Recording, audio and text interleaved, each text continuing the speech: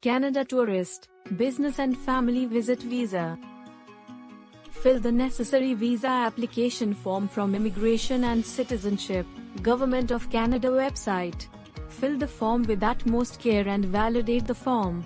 Print and keep the visa form with barcode. Remit the required fees also thereafter, creating a login ID for fee remittance. Biometric charges for the application center also can be remitted in the same website. Keep a copy of the receipt too.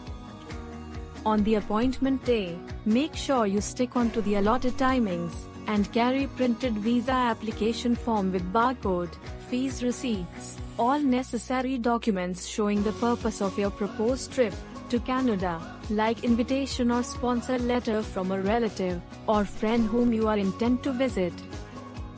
If you are intending to visit Canada on a business purpose, attach the required proof for the same, like an invitation from Canadian company, conference confirmation, etc.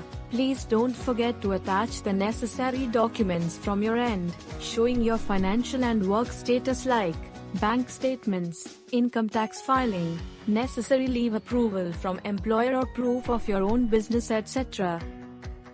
Please refer to our website www.visaexpert.in or contact us at 0484 40 60 00 for complete list of documents.